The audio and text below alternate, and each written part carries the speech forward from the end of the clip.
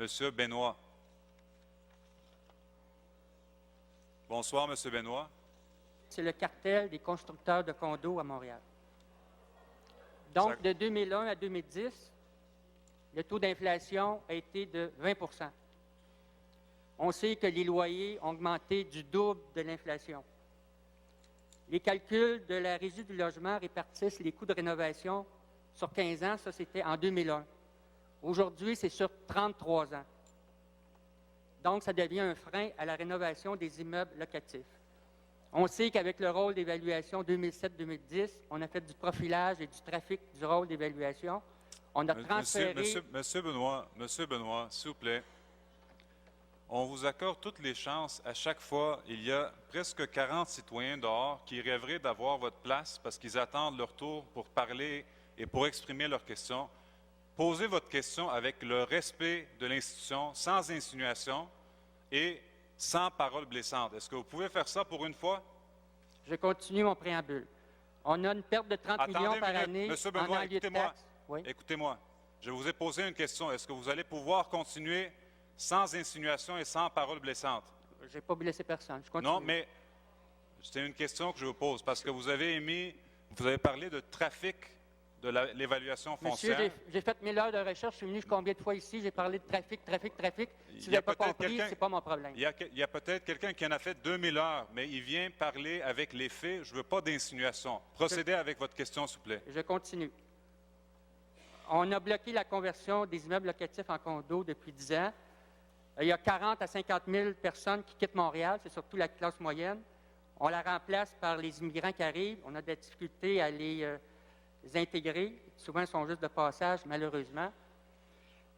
En 2001, le constructeur de condos, il faisait 30 000 $ de profit par condo.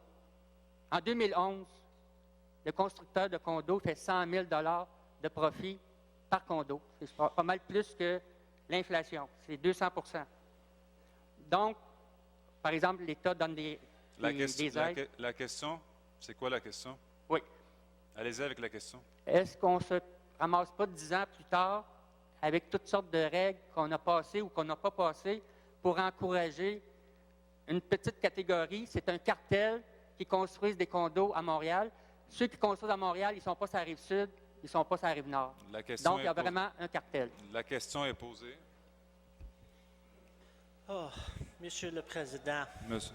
il y a un plan d'urbanisme de la Ville de Montréal et dans ce plan d'urbanisme, ça explique clairement où on est capable de construire des différents types de propriétés avec les densités, avec les hauteurs et c'est les promoteurs qui décident après ça s'ils veulent faire une construction et d'aller de l'avant avec des projets. Si M.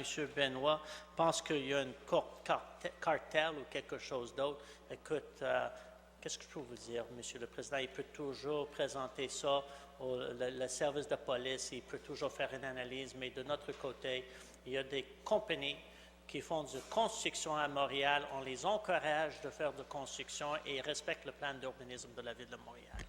Merci beaucoup. Question complémentaire sans préambule. Oui, je vais déposer la liste des 42 entreprises qui sont détenues par Salvatore Scassia. On connaît tous Samcon. Donc, ils ont 42 entreprises actives présentement à Montréal. Je vais les déposer au Conseil. Oui, et la question? Et j'aimerais savoir, qu'est-ce que vous pensez d'un immeuble de 24 logements sur la rue Ridgewood, propriété de M. Bond? Il a vidé la place, il a vidé les 24 logements. Et là, maintenant, on vend en pourcentage. On achète 3 % de l'immeuble pour avoir droit d'habitation dans un logement. Donc, on a vidé la place.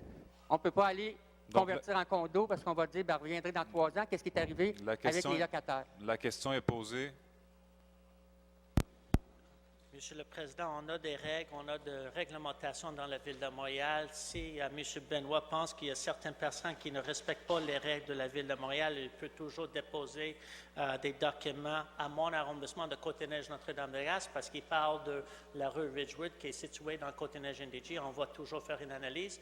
De cette cause qu'elle vient de mentionner, c'est un monsieur qui est propriétaire d'une propriété qui décide de le vendre en copropriété indivise que le monsieur a le droit de le faire et ça respecte toutes les normes et toutes les règles. Mais si il veut, il peut toujours le déposer. Je vais faire d'autres analyses sur le dossier dans lequel il vient de mentionner. Merci. Merci, Monsieur Benoit. Bonne soirée.